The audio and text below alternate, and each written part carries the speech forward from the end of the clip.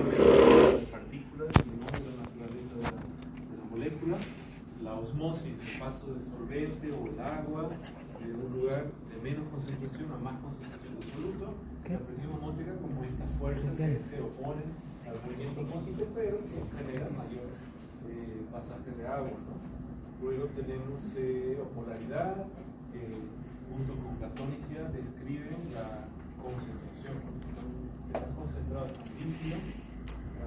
Luego tenemos estos electrolitos, que son elementos que se cargan, tienen una carga positiva y negativa y que tienen la capacidad de generar corriente eléctrica. Y otras definiciones que también se hemos visto, calor, difusión, disociación, ionización. No, yo lo descargué, me acuerdo. Esto también es una imagen muy importante, que también la vamos a seguir analizando, que es dentro de una solución isotónica, es decir, isotónica, aquella que tiene la misma concentración que nuestro plasma, las células están en homeostasis, están en equilibrio, pero que si nosotros variamos la concentración, entonces generamos movimiento de agua. Entonces, por ejemplo, si tenemos una solución isotónica con menor concentración de soluto comparado con la célula, el agua entra a la célula y la comienza a luchar, ¿no? a electrizar, ¿no? Se llama tumefacción celular, y se revienta la célula, muere. Y si tenemos mucha concentración de soluto afuera, pues el agua pasa de la célula hacia el medio externo, generando esta situación de retracción de la célula, ¿no? Ambas situaciones son malas y están relacionadas con diferentes tipos de patologías, ¿no? Ahí de las más comunes, ¿no? Si esto le pasa a la neurona, van a generar confusión, edemas cerebrales. Entonces, por eso es que siempre hay que buscar que todo esté isotónico. Esta es una forma de manejar en medicina, una la vamos a ver en la práctica, porque es negativa. Osmosis. Y habíamos quedado aquí, no, justo aquí, presión oncótica. ¿Sí? Entonces, para hablar de presión oncótica, tengo siempre que explicarla o fundamentarla con el principio. Esto no es una ley, sino que es un principio perfecto llamado principio de Gibbs-Donner, ¿no? Y clásicamente, como lo escribió Gibbs-Donner en su momento, lo dice así, ¿no? Resulta de que nosotros tenemos dos compartimentos que están separados por una membrana semipermeable, y uno de estos compartimentos, uno de ellos, hay partículas que son no difusibles, ¿okay? Que son no difusibles por las características de su peso, de su tamaño, pero que son ionizables, ¿no? No es como la definición de osmoles, que eran no difusibles y no ionizables, sino que estas son no difusibles por su tamaño y son ionizables. Tienen características, hay que ponerles valor. Cuando en el texto de fisiología estén viendo, la molécula es demasiado grande, una cosa así, más o menos el valor de referencia es el valor de 60, bueno, algunos libros están como 70, de 60 y 70 kilodaltons, ¿no? Que sería el peso de una proteína, específicamente la albúmina. ¿Okay? Entonces la albúmina tiene más o menos este peso, y se dice que todo lo que está por arriba de 60 kilodaltons, que es una medida de peso molecular, quiere decir que es demasiado grande, que no va a pasar por la membrana plasmática por una simple difusión, y que requiere otros tipos de transporte, como vamos a ver, como transporte facilitado, transporte restringido y cosas así. Entonces, estas moléculas no difusibles son no difusibles por su tamaño, su peso, pero son ionizables. Y generalmente las proteínas tienen una carga negativa.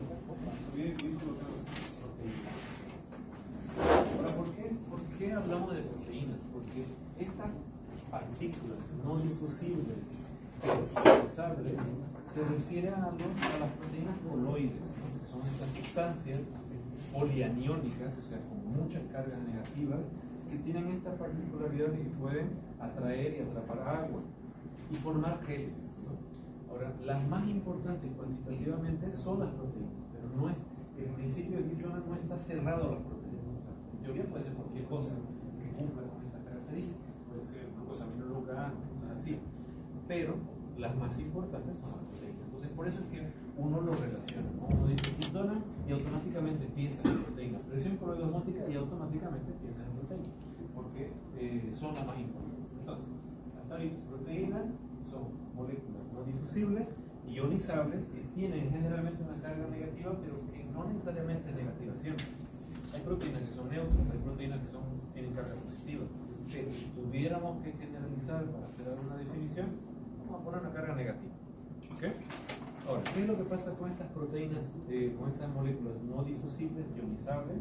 Que ellas terminan atrayendo a otras moléculas que no tienen nada que ver con la historia y que aquí está la membrana semipermeable, que es de agua, el producto, pero porque tiene diferentes compartimentos, tiene las proteínas, ¿ya? Y estas proteínas terminan atrayendo a partículas de bienes potencialmente difusibles, que también son ionizables y que tienen carga contraria. Entonces, como Gibbs lo describe, hay partículas que sí se podrían estar difundiendo por su gradiente de concentración hacia el otro lado, potencialmente, pero por tener carga contraria, terminan siendo atraídas por las proteínas, atraídas por estas partículas no difusibles y ionizables, hasta quedarse ahí, no se quedan ahí. Entonces, el efecto, el resultado de esta consecuencia, ¿no? Desde el principio, es que yo voy a tener un concentrado aquí, en esta región, que va a tener poder osmótico, que va a tener una presión potencial osmótica. Entonces, el agua va a terminar pasando allá, hacia la región en donde están las proteínas. Porque las proteínas terminaron atrayendo a un montón de partículas que no tenían nada que ver con la historia, pero que terminaron siendo atraídas. ¿Okay? Entonces, el principio de Gibbs-Donnan sería como la base para entender la importancia, la presión que generan los coloides dentro de una solución. Ese coloide lo que hace es atrapar agua, retiene partículas que eran potencialmente difusibles y termina creando un potencial osmótico. Entonces, como consecuencia, vamos a tener el agua o el solvente yendo para adentro, asumiendo que este compartimento es el interno y el otro compartimento es el externo en nuestra referencia. ¿Okay? Entonces, con esto nosotros podemos aprovechar para hablar sobre principios o fuerzas. Voy a poner fuerzas que creo que están fuerzas de Starling. ¿Okay? Y parece una cosa así como de película suiza, ¿no? De la Unión Soviética. Las fuerzas de Starling son básicamente dos fuerzas. Una fuerza que digamos, si esto es un vaso sanguíneo cortado transversalmente en el mostrador de arriba, nosotros tenemos fuerzas que van hacia afuera y fuerzas que van hacia adentro. ¿Ven? La fuerza que va hacia afuera, o sea, la fuerza que quiere escapar de ese compartimento, es una fuerza generada por el propio volumen dentro del compartimento, por la propia agua que está en el plasma. Y esa fuerza se conoce como hidrostática. ¿Okay? Fuerza propia de los líquidos, del volumen, y que lo que hace es ejercer presión hacia afuera. Entonces, lo que quiere es escapar, lo que quiere es filtrarse. ¿Okay? Y esta fuerza es contrarrestada por otra fuerza que va para adentro, o sea, como una resultante para adentro, que es la presión justamente oncótica o coloidosmótica, que es lo mismo. Mira que coloidosmótica. Una de las preguntas más pícaras que puedo hacer, digamos, es así, mira.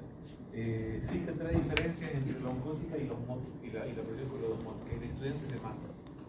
Se raja, queda media hora pensando cuál es la diferencia. Osmótica y osmótica. ¿Cuál es la diferencia? No hay diferencia, que es la misma. Oncótica es lo mismo que coloidosmótica. Entonces, por eso es que hay que presión oncótica. ¿Listo? Entonces, presión hidrostática para afuera, presión coloidosmótica para adentro. Entonces, la importancia de esta coloidosmótica Es como lo habíamos señalado en la primera semana, en nuestra primera clase, ¿no? Que si yo tengo un bajón de proteínas, si yo tengo una disminución de los niveles de proteínas, algo demás, ¿qué es lo que va a llevar a una menor presión osmótica, una menor fuerza para adentro, y por lo tanto va a ganar la fuerza que fuera, y me va a hacer con que el líquido escape, digamos, del espacio intravascular o donde sea, ¿no? Entonces va a generar edema, va a generar el acúmulo de líquido fuera del espacio intravascular. Esa es una de las principales, de la principal importancia. Ahí voy con mi pregunta del día, que es para no olvidarme, que es sobre medicina social. Sobre medicina. ¿Qué tanto les gusta medicina? Había mucho. Es que hasta el final del año los convenzo de que es bueno. No sé si se sigue llamando así, pero dentro de los programas de salud hay un programa que es así como programa de nutrición de niños, algo así, ¿no? En donde se ven dos situaciones de desnutrición: el marasmo y el kwashiorkor. ¿Lo vieron? El marasmo y el kwashiorkor. Son dos situaciones de desnutrición extremas señaladas por la OMS. El marasmo, por un lado, es la restricción calórica, una restricción en donde la persona, el niño generalmente, no consigue las calorías en su dieta diaria. Y el kwashiorkor, tiene ese nombre medio raro, es la desnutrición proteica, demasiación de proteínas. Y yo lo menciono ahorita porque hay una particularidad en estos niños, que los niños están así, son chocos, rubios, digamos, y están así, tienen así una pancita. Y a veces uno, cuando se aleja de la ciudad, vieron que siempre hay estas personas que no sé qué hacen con la tierra, pero hacen algo, ¿no? Ponen un poquito de tierrita que vienen a pedir una colaboración, ¿no? No sé si la vieron. Ponen así unas gorritas por acá, les piden la colaboración para no sé qué están haciendo. Entonces, a veces tienen los niños. Y los niños así todos gorditos. Yo varias veces escuché, pero mira, el niño está gordito, seguramente come y toda la cosa. O sea, más desnutrido no puede, ¿no? Porque el chico está con su barriguita. Entonces, ¿cuál es la relación? Él está desnutrido, no tiene la cantidad de proteínas necesarias diarias, su presión osmótica disminuye, hay escape de líquido, y esa pancita que estamos viendo no es grasa, es líquido escapando, es líquido que no se puede mantener en circulación, está gravísimo. ¿No? Y choco porque hay una descoloración de y toda la cosa. Por eso yo digo, esto es súper importante. Entonces, if donor, check, ¿no? Está fácil. Y así viene la pregunta, ¿no? Las preguntas generalmente son preguntas abiertas, yo le digo a los estudiantes: explique la presión coloidosmótica en base al principio de Gibbs Donan. O sea, siempre tiene que ser el principio de Gibbs Donan para respaldarlo a la presión coloidosmótica. ¿Ok? Fíjense cómo. Vamos a ver qué más tenemos.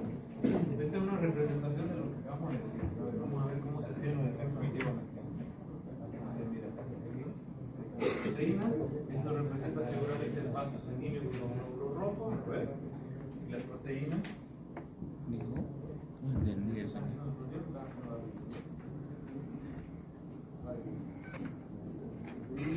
Ahora miren, está haciendo el mismo carro. queda mucho claro, ¿no?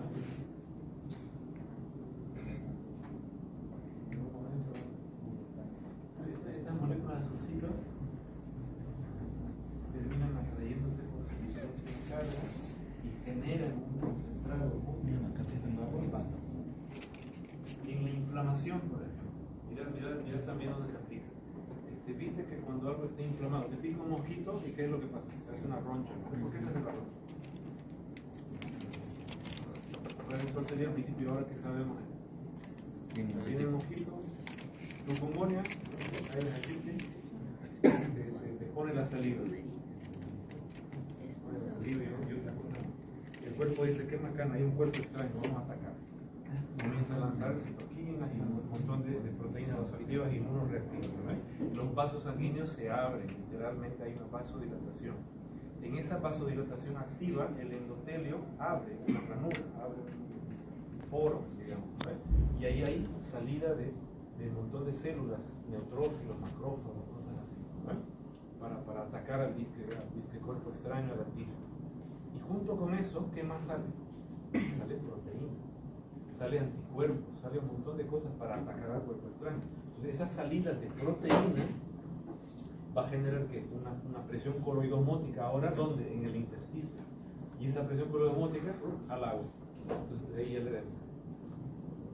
¿Cómo yo sé que ese edema es inflamatorio? Por ejemplo, ¿cómo yo sé que el edema, ahí está, mira, para el tercer año, mira, pedazo de información buenísima.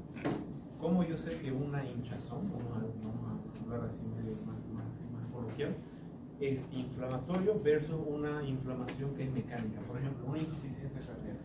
Cuando el corazón funciona mal, no maneja tan bien el líquido, genera una presión hidrostática tan grande, ¿no ves?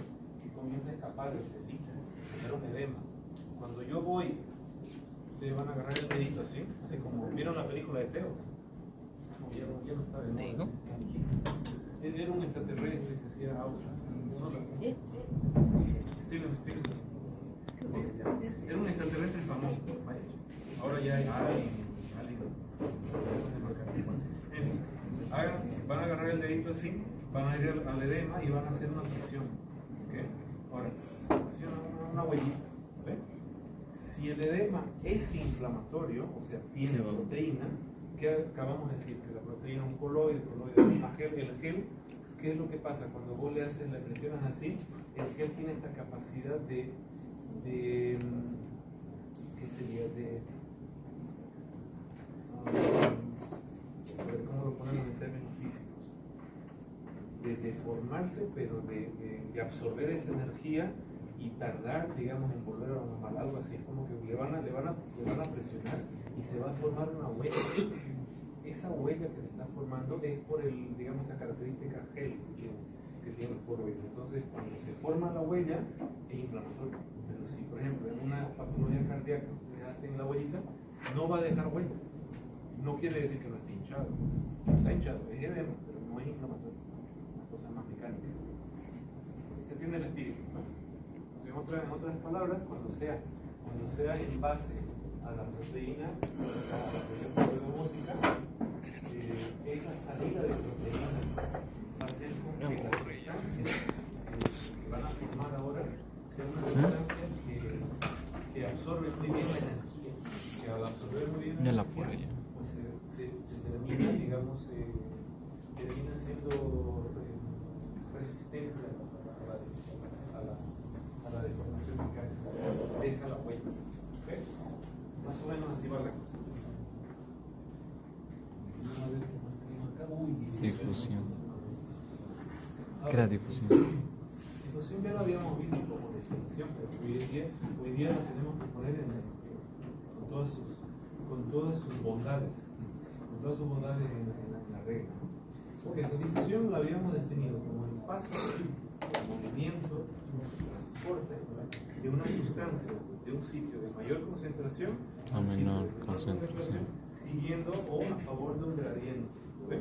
Al hablar de un gradiente, recordamos que hay un nivel máximo y un nivel mínimo, una diferencia. Entonces, hay esta cosa, todo lo que sube baja y es favorable. Eso va a generar en el punto de mayor concentración un movimiento aleatorio tan grande que pasar al sitio de menor movimiento sea de forma pasiva, sin gasto de energía y todas las cosas. Bueno, esa es la definición de difusión. Pero, ¿cómo está afectada? ¿Cuáles son los factores que influyen en la difusión? Entonces, si nosotros, y aquí no tengo nada de eso, entonces vamos a ponerlo en la pizarra. ¿Cómo yo puedo decir? Aquí dice, la velocidad depende directamente del gradiente. ¿Quién te está diciendo que la difusión, a ver, una de las variantes que va a modificar la difusión es el gradiente? Lo vamos a poner como ley. Creo que voy a escribir en la pizarra para que se vean los dos lados y no tengan que estar conectando con dos pizarras. Vamos a poner la cantidad.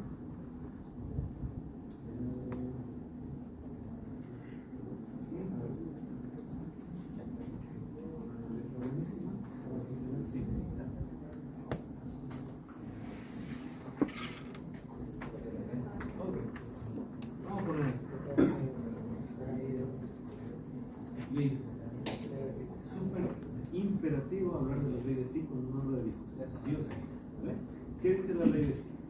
Ella nos habla sobre una J. La J representa la tasa de difusión, es como la velocidad de difusión, qué tan rápido se va a difundir. Y esta J va a ir proporcionalmente relacionada o modificada al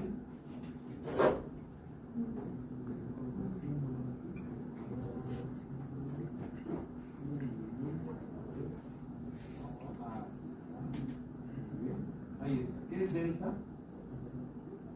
Cuando ven en una ecuación, en una fórmula, y ven este triangulito delta, es la letra griega mayúscula de D.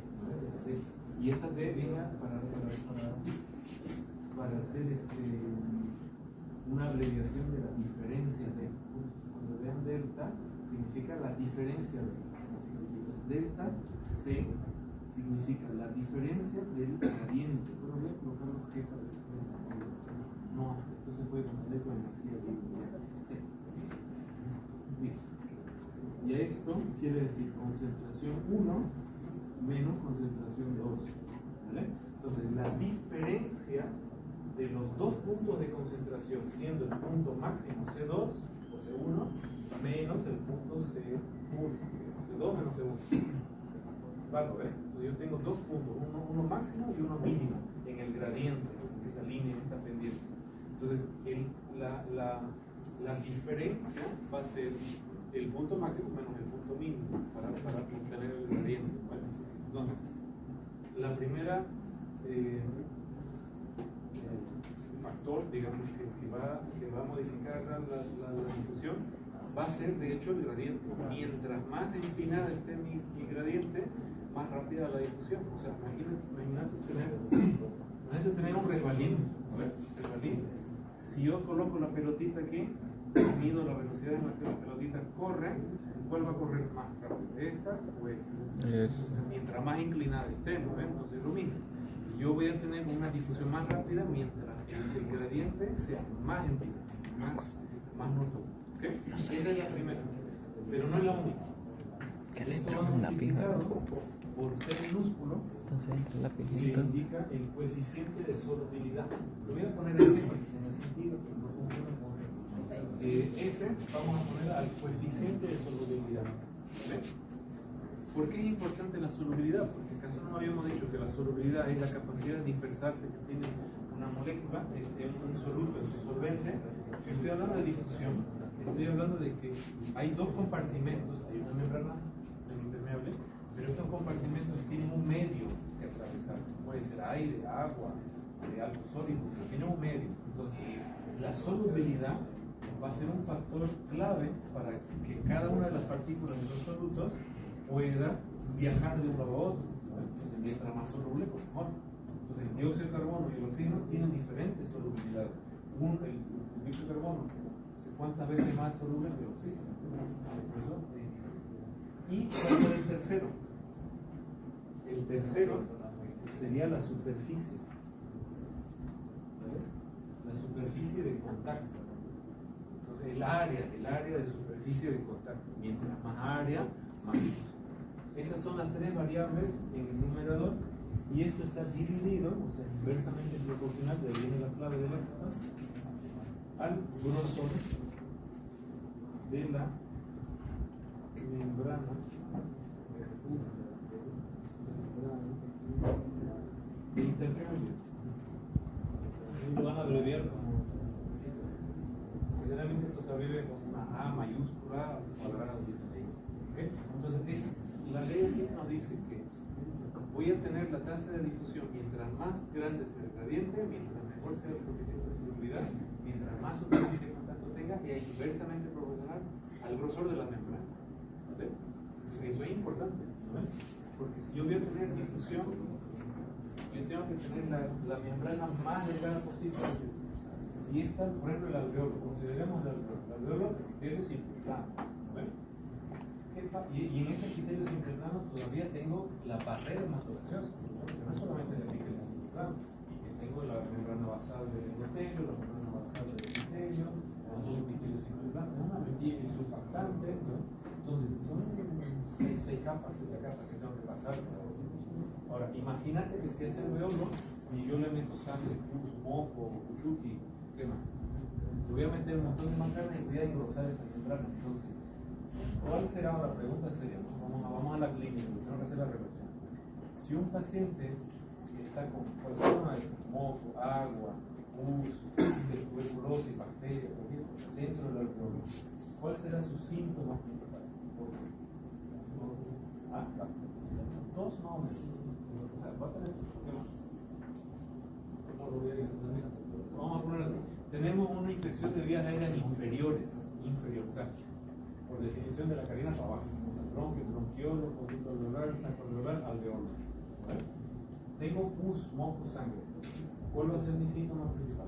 Insuficiencia respiratoria. A mí me gusta el término. Lo que pasa es que insuficiencia respiratoria es algo bien específico. Es cuando tienes una presión parcial de oxígeno menor a 60 miligramos milímetros de mercurio. O sea, lo que usted acá escribiendo sería un caso como que asma o bronquitis. Digamos, en cualquiera de las dos, ¿qué van a tener como síntomas? Cualquiera de las dos me sirve. Cansancio. Parecido. Podría ser fatiga. En realidad, vale, la compro. Fatigas, ¿cómo es la cosa? Fatigación, cansancio. A veces los pacientes vienen y te dicen, doctor, me siento cansado. Me siento esa es la clave. Entonces, falta. Te dicen los tres. Tengo fatiga, tengo cansancio y lo más común, me falta el aire. ¿Por qué?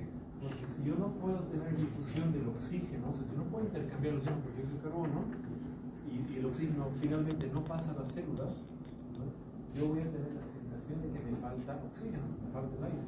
Y esa es la clave. Entonces, si el paciente viene con falta de aire, yo tengo que considerar, entre otras opciones, que algo le está pasando que no está habiendo difusión. Entonces, ahí voy a pensar en neumonía, en bronquitis, en asma, pero no está habiendo difusión. Contrastando con vía aérea superior, que ahí sí voy a tener tos, catarro, moco, otras cosas. Entonces te digo, cuando es inferior, aparte de tener tos, o moco verde, todas las cosas que quieran, hay falta de aire. Y esa falta de aire. ¿Cuál es superior? ¿No hay falta de aire? ¿Cuál? ¿No hay la parte superior? ¿No hay falta de aire? No debería. O sea, podría ser, por ejemplo, si hay, a ver, darle una patología, a ver. Si digamos hay una obstrucción en la vía aérea, alguna cosa así vas a científica, pero digamos no debería ser tu principal síntoma. Vas a tener tos, irritación, abogamiento, malestar, lo que vos quieras, pero falta de aire ya es algo específicamente de abajo, porque abajo, solamente abajo se intercambia, ¿no? Porque arriba, vías aéreas de conducción, abajo, vías aéreas de intercambio. Entonces, si tengo falta de aire, voy a pensar abajo. ¿Okay? Más o menos va por ahí. Entonces, ¿para qué sirve esto? Cuando estén en fisiopatología el año que viene y les digan, a ver, explique la neumonía, es una idea, que la ley de Fick, el grosor, ¿qué? ¿También? Facilito, ¿no? Buen día.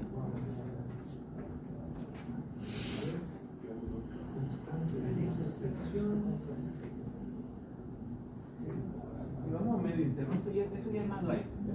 Para que vean que esto es más light, es un mismo de propio. ¿Okay? El medio interno es muy curioso cómo se confunde el medio interno. Claro, o sea, porque a veces da la impresión, ¿no? Que el medio interno es lo que está afuera. El medio interno es el líquido extracelular, en realidad. A veces uno piensa que el medio interno es lo que está dentro. No, el medio interno es el entorno, el microentorno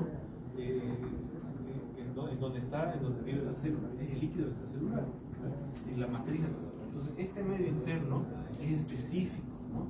Tiene concentraciones electrolíticas, proteínas, factores de transcripción, moléculas que van a decir a las células qué hacer, cómo adaptarse. ¿Ya?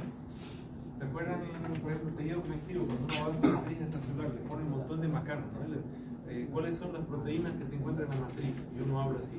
Hay integrinas, hay fibronectinas. Bueno, ¿para qué sirven estas moléculas? Son señalizadores.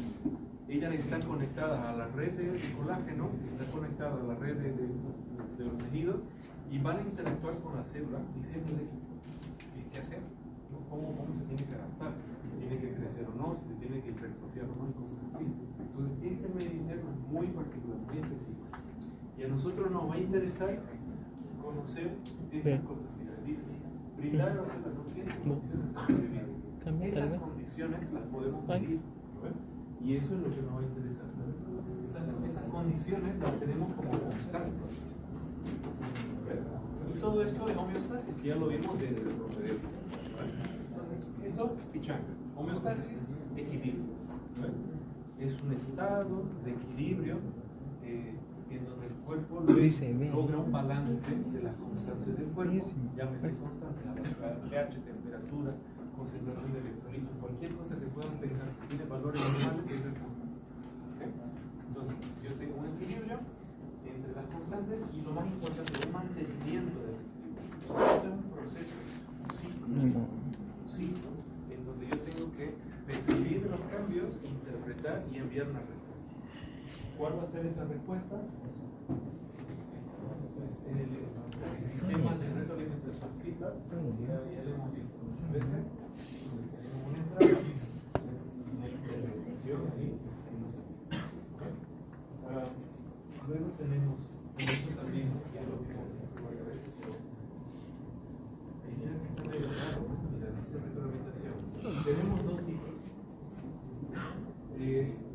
Como sabemos que hay una respuesta, esa respuesta lo que quiere es hacer con que todo esté dentro de los parámetros normales. Entonces, generalmente, yo voy a tener para más o para menos, cambios para más o para menos. Y lo que el cuerpo va a hacer es, si estoy disminuyendo, me aumenta, si estoy aumentando, me disminuye. Entonces, la mayoría de las respuestas va a ser negativa, pero no negativa en el sentido de que disminuye. Esta diapositiva está medio rara. Acá dice, mira, negativa, al final disminuye. Bien, no, la negativa no significa que va a disminuir, la negativa significa que va a ir en contra del estímulo. O sea, yo voy a tener un estímulo el que sea. Puedo tener la típica, ¿no? La típica que nos enseña. Y que tengo frío, ¿vale? Si yo tengo frío y el cuerpo, ¿cómo va a volver a lo normal? Es que me va a generar calor. Entonces el calor se opone al frío y eso es una retroalimentación negativa. Si yo tengo pérdida de sangre, pérdida de volumen, ¿qué es lo que va a hacer el cuerpo? Aumentar el volumen. Si tengo disminución de la presión arterial, ¿qué va a hacer el cuerpo? Aumentar la presión arterial. Así va la cosa. Entonces, la negativa va a ir en contra al estímulo que percibe. Si percibe algo que se está disminuyendo, lo aumenta. Si algo está aumentando, lo disminuye. ¿Para qué sería la positiva? Cuando va a favor. Cuando el cuerpo tiene una respuesta que es amplificadora, o sea, que es una respuesta que va en el mismo sentido que el estímulo, eso es retroalimentación positiva. Hay muy pocos ejemplos de la retroalimentación positiva. Dentro de los más clásicos, el mecanismo de parto es uno. El mecanismo de parto es el músculo liso, por si acaso, si ustedes lo pinchan, se contrae. Es una característica del músculo liso. ¿Vale? Entonces, en el mecanismo de parto está el bebecito chocando contra la musculatura del útero. Ahora, eso se contrae. Si fuese una retroalimentación negativa, el cuerpo tendría que decir, ahora que se está contrayendo, yo lo relajo, o sea, voy a ir en contra. Pero lo que en realidad hace que es, vamos a contraer más, y más rápido, y más fuerte, y toda la cosa. Entonces, como amplifica la señal, la va a hacer cada vez más potente, es positivo.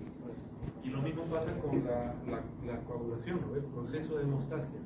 Yo tengo un corte y el cuerpo piensa así, oye, alguien está tratando de invadirnos, vamos a cerrar la puerta. Pero es como que el cuerpo se pone medio intenso y comienza a cerrar la puerta, pero de una forma muy dramática, ¿no? Entonces comienza a coagular y hay toda una cascada de activación que simplemente amplifica la señal.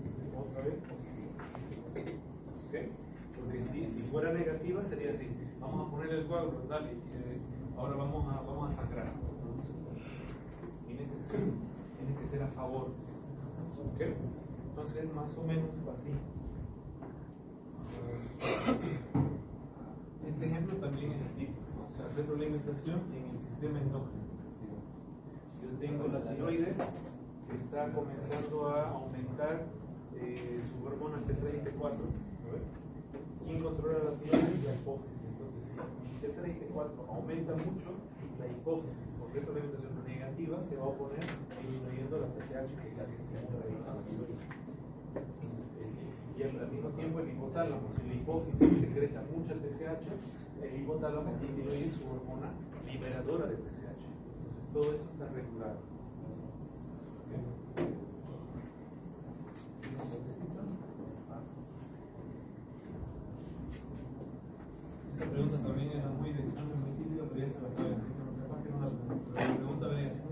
de las constantes es la más exigente. Y esta acá referida el pH. ¿Por qué?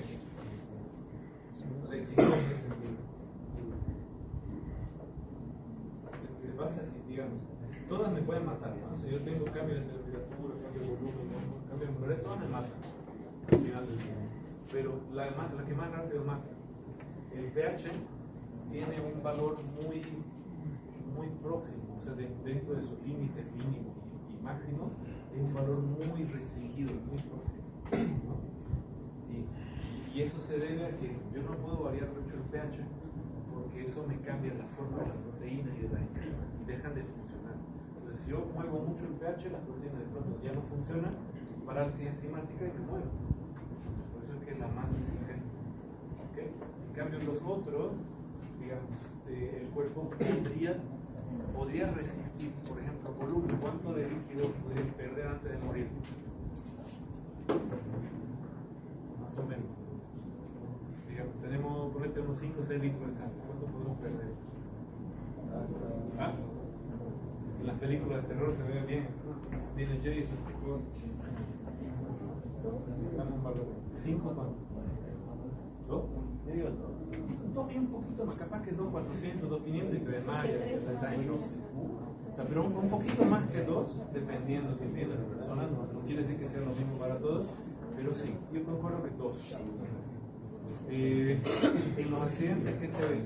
En el accidente, por ejemplo, muchas veces se ve un traumatismo tan épico que la persona pierde 2 litros en el momento del accidente y se muere ahí mismo, ¿no? Por ejemplo, fracturas de cadera, ese tipo de cosas. O hemotórax masivo, por ejemplo, donde uno de los pulmones se llena de sangre, cosas así. Son cosas que te pueden matar ahí mismo. ¿Okay? Podríamos perder 1 litro de sangre y ni enterarnos, pero 2 litros no matan.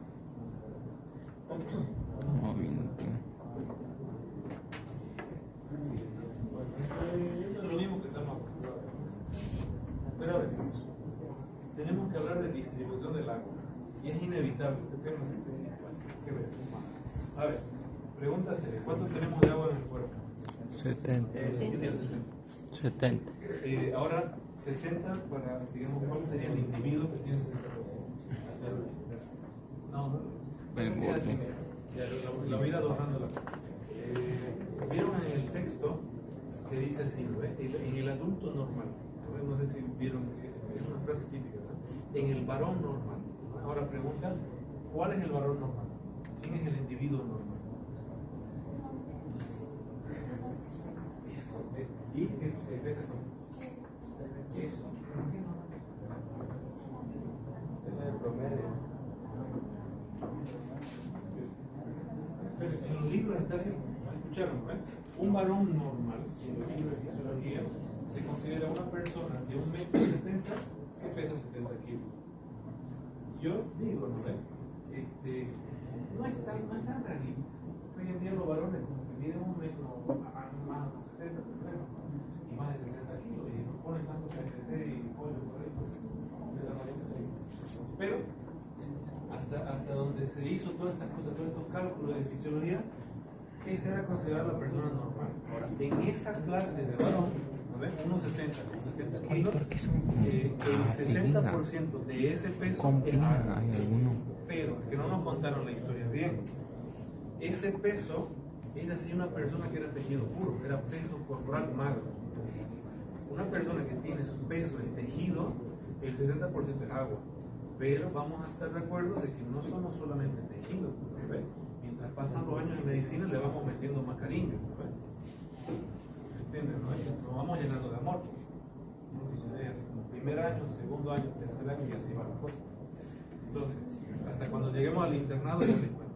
Pero bueno, ¿por qué voy a decir? Porque muchas veces es como que te sobreestimas. Si yo digo, si cualquier persona 60%, no es 60%. Hay que ajustar después del 60% y lo vamos a ver en la práctica. Si quieren, pueden utilizar la del Bob Esponja. ¿Saben la del Bob Esponja? Esa es la que abre así su cajita dorada, no sé cómo es el meme. La vieja confiable. Esa es la vieja y confiable. ¿Cuál es la vieja y confiable? Si te preguntan, digamos, ¿cuál es el porcentaje de agua corporal? No, recién nacido no es 70, peligroso. 85% según por ahí. 70. Sí, sí, infante de 5 años. 70, 85. Pero aquí todas las cosas van a correr. Por eso digo, el origen confiable. Jalito, pero. Porque ahí vas a decir, depende de que. Pero ¿dónde? La edad. Cabrón, ¿cómo No escucho? es lo mismo hablar de un recién nacido, un niño, que un adulto mayor. Van a tener diferentes ¿Qué? porcentajes. Entonces, el 60% lo podemos manejar por ahora como definición, pero obviamente no tenemos 60% de agua todos. Va a depender mucho de otras cosas. Después hacemos el cálculo de las cosas. Pero bueno, de este varón de 70 kilómetros, 60% es 42 litros, 42 o 43 litros. ¿No? De estos 42 o 43 litros, tercios se encuentran extracelular y 2 tercios intracelular. Así es la cosa, ¿no? Un tercio fuera, 2 tercios dentro. Esos son los dos compartimentos principales. ¿No? Ya, esa pendeja ya terminé la clase y nunca llegó. Tenemos líquidos transcelulares y el intersticio. ¿Vale? El intersticio tiene muy poco líquido, lo que se supone que es un tejido despreciable, es un espacio. Así me salen los cuellos de estos. Pero, ahí viene el pero. Una frase muy utilizada, pero es mala la frase, pero yo la enseño porque la van a escuchar. Muchas veces en la clínica se dice si el paciente está haciendo un tercer espacio. ¿Escucharon eso? El paciente está haciendo un tercer espacio. ¿Qué significa? O sea, el primer espacio, el intravascular. El intracelular. El segundo espacio, el extracelular.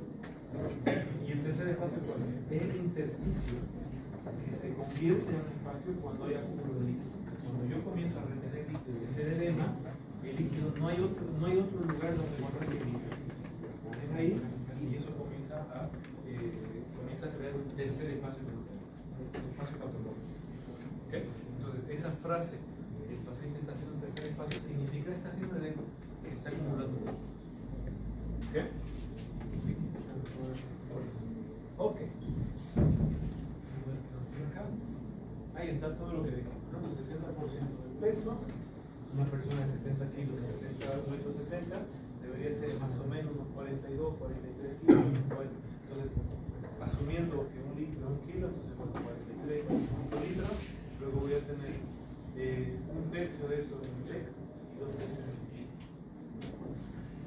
Y luego voy a tener distribuido en plasma, intersticio, líquidos transcelulares y así.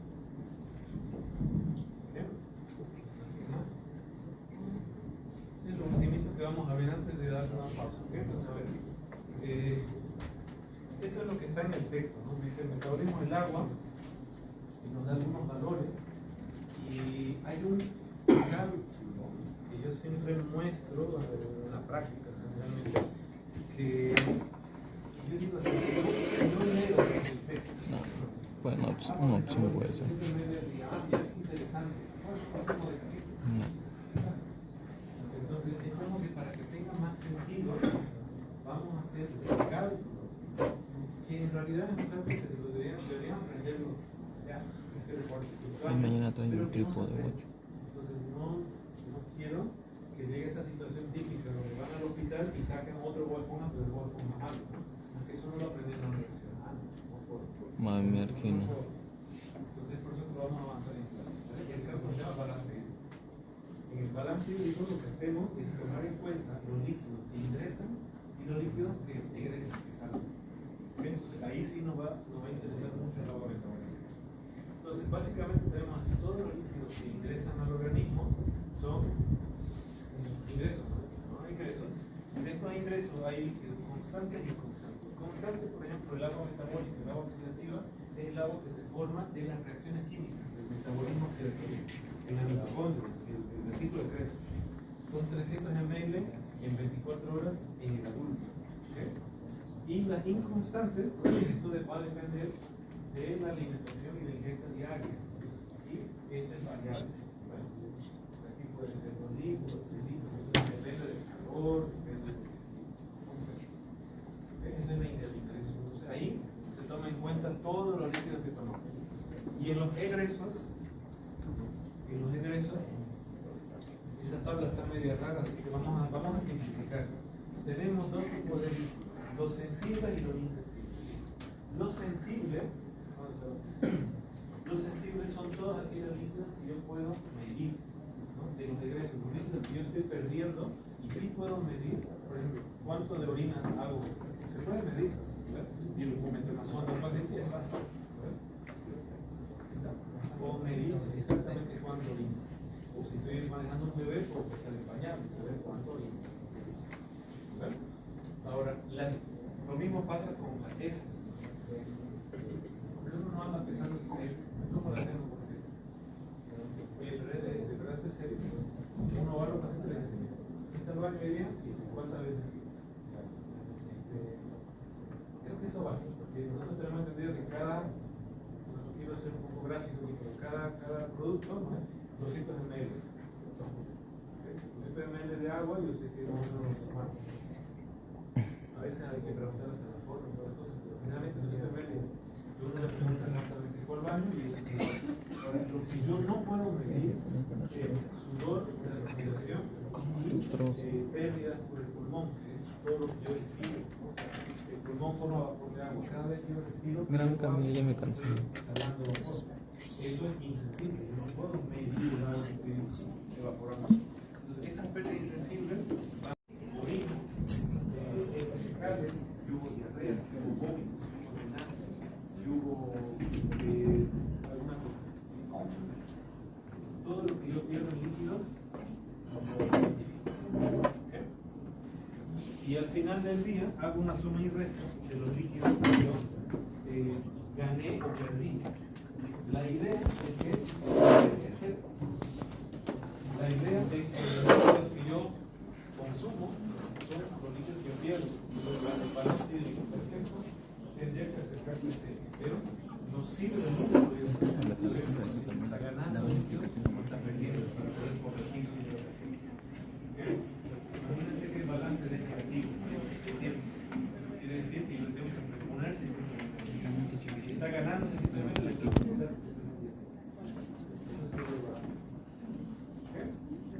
Eso es una de las cosas que también lo vamos a practicar dentro de los ejercicios. Vamos a ver qué más tenemos por acá. Ok, pues vamos a hacer una cosa. Modularidad es algo que tenemos un tema aparte, ¿no? Lo vamos a dejar aquí para que lo podamos ver el jueves. El jueves vamos a, entonces para los que quieran ir adelantando la clase, ¿no? Vamos a hablar de modularidad plasmática, valores normales.